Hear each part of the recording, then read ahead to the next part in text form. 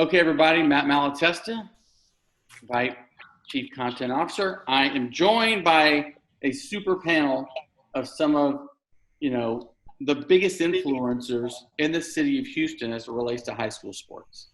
Cedric Hardeman, coach at Conroe High School. Father played in the league with the Houston Oilers. He's been in A-Leaf. He's been in Conroe. Dre Thompson, the athletic director at Aldine ISD. 5 schools right in the heart of the city. And of course, Andre Walker, the athletic director at HISD, the largest district by schools in the state of Texas. So, guys, I don't even know how to start, but we feel as if y'all are the pillars of communities, and we wanted to start with y'all in regards to the George Floyd conversation. Coach Walker, Andre Walker, George Floyd was from Yates High School, right in the heart of HISD, kind of the heart, you could consider the heartbeat of HISD for many years. Just when this happened, what were your kind of general thoughts and reactions as you were seeing this play out? Well, Matt, thank you for doing this, and appreciate you having me on. Initially, as I watched the video, I saw my face on George's body. Then I have 2 sons, Andre and Aiden, and I saw their faces on George's body. And for some reason, and this is no disrespect to the other brothers and sisters that this has happened to, this one was just different. Right? Felt different. I don't know if it was because the video was so clear, but it was just different. And so that was my initial thought. And I thought about all of the things that my parents taught me and how to interact with officers. And the same things that I put in my sons. But then I questioned, I can teach them how to do everything right. But how do I teach the officers or anybody else that comes in contact with them to treat them the right way?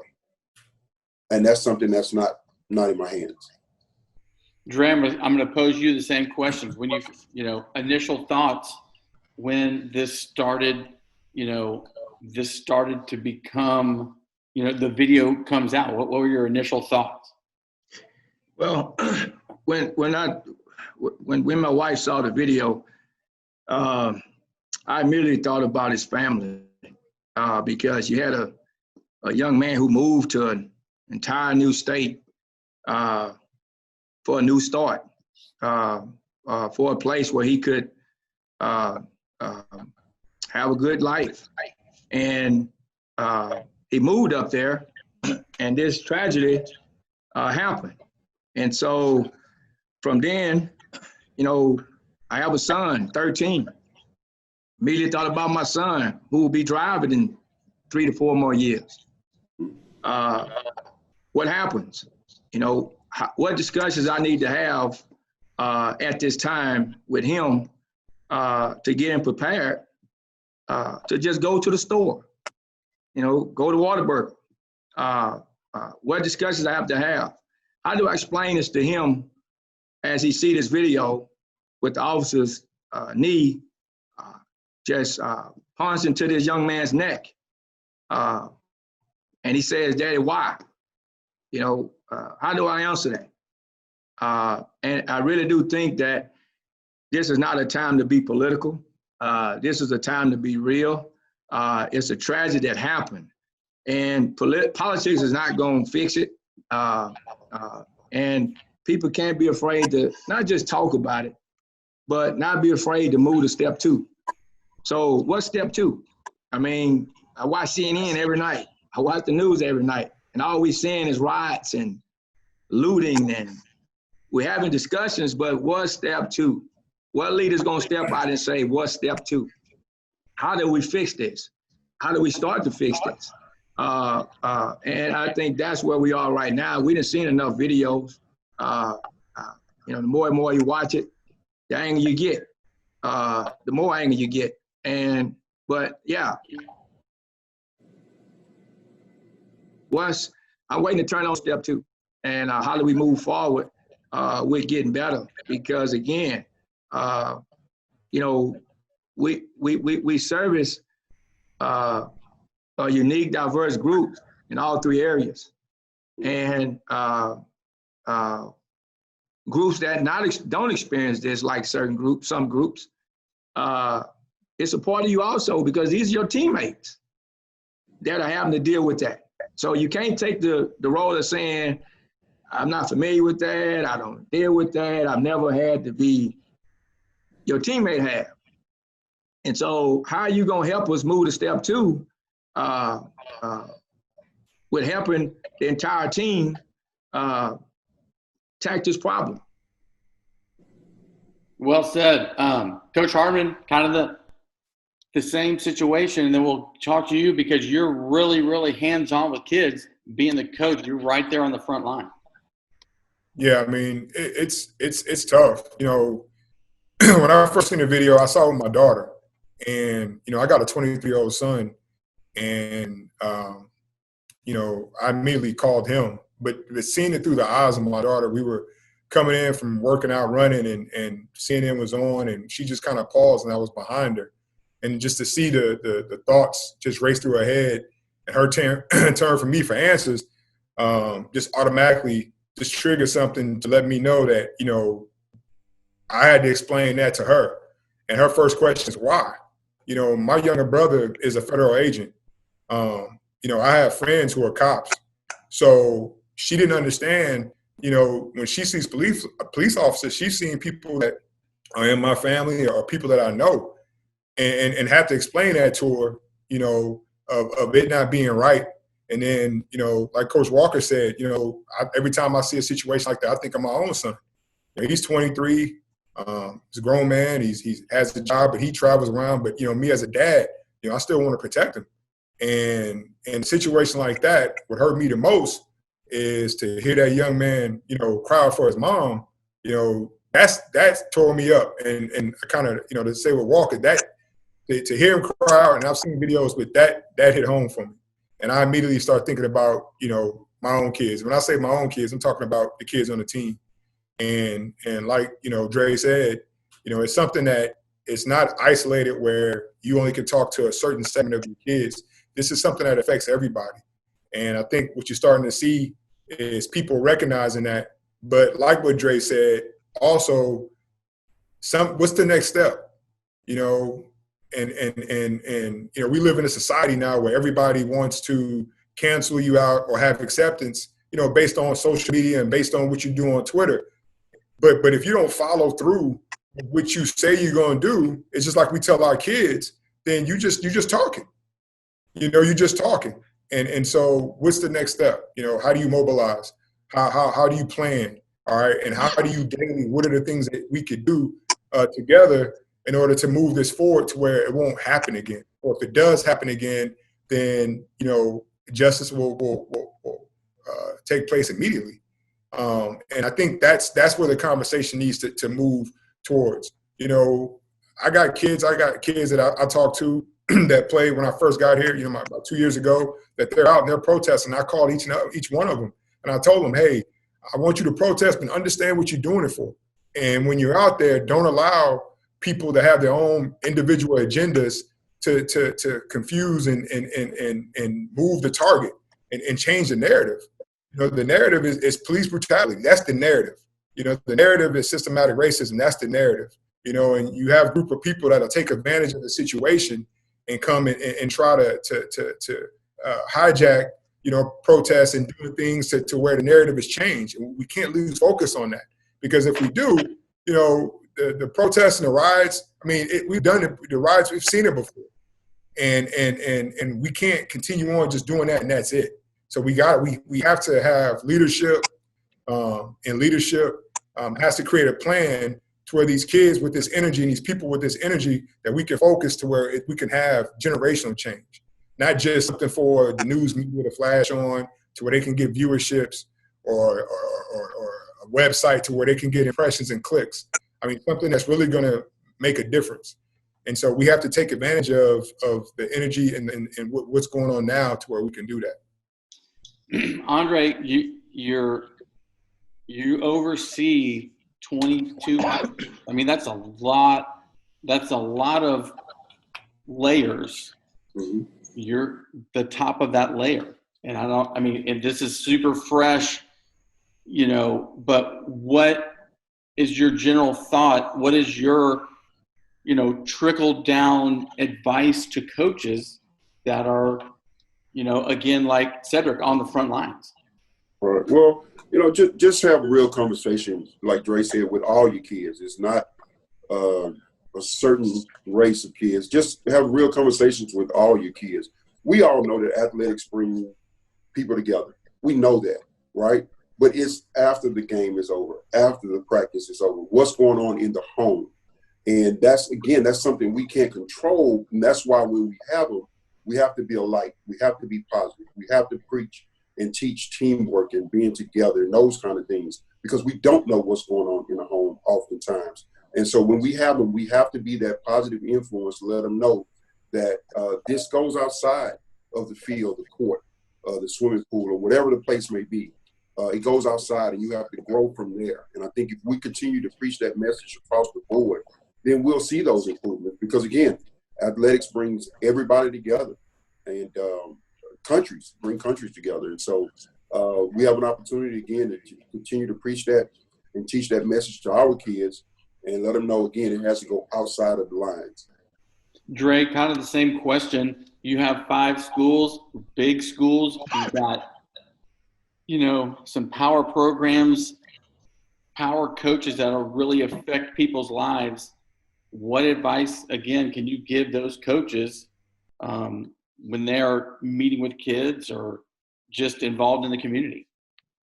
My first, what I would tell them first is, this is why it's very important to have diverse staffs. I think the staff should, it should be someone, it should be some on that staff that reflects the people we serve, and those are those athletes. And so I think at times like this, we have to have those type staffs in place that are and have been used to already talking to these young men and young ladies about life after high school. Because had you been in that mode, this wouldn't be such a shock, and it wouldn't be such a well, I need advice on how to talk to my kids. Well, this had already been in place. And so now it's just another lifelong conversation you have with your kids. And I would just tell the coaches, be real. You saw what happened. This not because you're not an African-American, you don't understand. Look at the video. Be real with the conversations. Kids want to respect, and they will respect realness. They tired of phoning. They tired of politics. I think we're forcing a lot of that on these kids too early. Be real with them and explain to them what to do when you're driving. I had a discussion with my son, and I told him, when Dad was a teenager riding, I had a rule. I didn't ride 4 people in the car. I stayed, 3 at the most, and tried hard to have 2, because I just didn't want to be that car pulled over because of suspect. And so these are subjects and topics that our kids need to hear about, and we can't, as leaders, we can't be afraid to teach them that, because as we see on the video, the cop wasn't afraid to do what he did. So we can't be afraid to explain to our young men and young ladies how to be safe when they leave home. And again, your team captains. We chose these team captains for a reason, not just because they were the best players, because they were true leaders of the team. Give them opportunity to lead and be that peer voice so that our athletes can hear their own peers talk about it. and give their feelings on it. And I think when we do that, W. Du Bois, he had a saying where he said, children learn more from who you are than what you teach. And I think, Matt,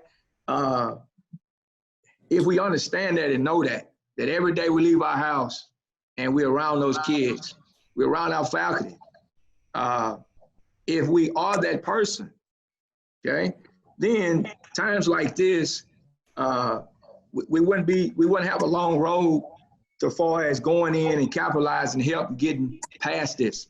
And now moving into step 2. I think step 2 is going to take longer because, people hadn't dealt with it the right way. We political. We worried about saying the right things and how it's going to sound. And real is real. You can't go put your knee on a guy's neck, no matter what your position is. AD, police officer, whatever. You can't do that. And that's the message needs to be taught because some of our young men and ladies going to be police officers. This shouldn't deter them from wanting that career. Police officers are here to serve and protect. And so we can't allow them to look at this situation and say, hey, I don't want to be a cop because it's not a good thing anymore. Well, who's going to protect and serve as we get older and as our kids grow? So I think there's a lot of messages we have to put out there, not just the one piece. I think the one piece leads to other pieces. And I think once all the pieces are put out there and talked about, I think everybody can feel comfortable going to step 2. Andre, he stole my thunder going back to Cedric.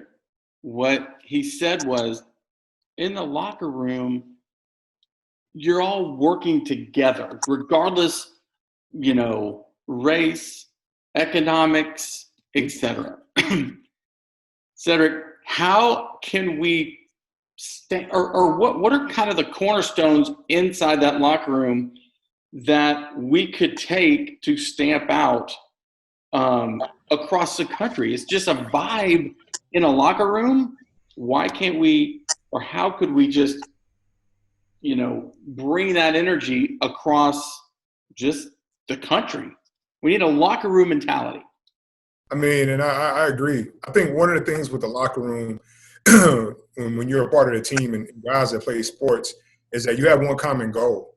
And I think that anytime you get a group of people coming in with one common goal and trying to go and sacrifice and plan and work, it naturally brings people together. And I think that that's what you miss when you're outside the locker room. And I think hopefully what you're starting to see is the awareness is that you're starting to see multiple people, and it's not dependent on race or even socioeconomic, is that they're having one common goal to end systematic racism and to end police brutality. So I think once you have that goal, then next thing you have to do is that, you have to educate.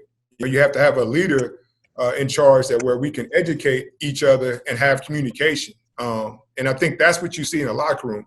Also in the locker room, I feel like what you have is you have tangible examples. And what I mean by that is that not somebody teaching me, but you actually have worked, communicate, talk, dress, sacrifice, won, cheered on, held accountable, people from all other different nationalities in that locker room. All right. And so when you go through something with somebody, that's when you grow that bond. And I think that that's why it's important that we can't allow society or media to take this and paint it with a broad brush and say, well, it's a white versus black thing. Because when you do that, then it's not going to win. You're not going to succeed. And it's too easy to do that. It's hard and it's difficult to have one-on-one conversations to say, okay, what don't you understand? All right, well, let's talk about it. All right. And like Dre said, we politicize it to a point now where I feel like, society, the political, it's almost, it's divided like a game. It's they sit back and will fill different ways on measures without talking to different people individually as humans. And that's what we have to do. And that's what you get in a locker room. But you got to go through something and you got to communicate. And it can't happen separate. You know, it's almost like, and I hate comparing and bringing down football, but it's almost like you got offense and defense over here. You're trying to win a ball game, but they're not working together. Offense trying to score as many points as they are, defense trying to hold them, and you wonder why you're not winning. But to ultimately win a game, they got to work together. You know, they got to work together. There's some things that can help defense that offense can do. And there's some things defense can do that can help offense. And until you work together, then you're not going to ultimately win the game. And that takes a leadership in order to sit down and bring those two pieces together and talk. But I think communication is key. You got to talk, and you got to be able to step out of your norm, you know. And I think that if we're able to do that in the locker room and learn that, I think that's why it's so important that what we do in sports, because so many of the kids that we coach go out to be leaders. They go out to be dads. They go out to be civic servants. They go out to be teachers, and they go out to be on the school board and CEOs and things like that. And so I think that's why it's important that we touch every single one of our kids, so when they go out there, they can make a change. Because, I mean, for generationally, this is going to have to start young, and you're going to have to increase and grow. We're not going to change the minds of some elders who feel the way that they feel. We're not. What we got to do is we got to start affecting the kids, so then when they come up, they can teach. Because racism is taught. That it's taught. It's not something you grow up with. It's not a trait or anything like that. It's something that you're taught. So the more we can get the communication going, and even if they do go home and hear something else, at least when they come to school, they see it different. They experience different things. And so then they can maybe counter versus the negative things they hear maybe at home, or what they see on TV, or some of the stereotypes that they have. And so I think that's going to be the key. But it's going to take work. You know, it's like building a team. It's going to take work. You're going to show up one day and everybody come and put a uniform on, you have a team. You're on the same team, but that's not a team. You know, it takes planning, it takes leadership, and it takes work. This is a mind-blowing conversation, and I hope that people that this goes out to, it really resonates to. Gentlemen, the city of Houston is blessed to have y'all as leaders. That's kind of what we're taking out of this. Thank y'all for joining us. This is going to be the first step of a conversation that's going to be a thread throughout what we're doing. So y'all are the first ones. Not shocking that y'all are the groundbreakers. Thanks again. Cedric Hardeman from Conroe High School, Dre Thompson from Aldine ISD, and Andre Walker from HISD. Thank you guys so much for joining us. We'll see you on the other side. Thanks, Matt.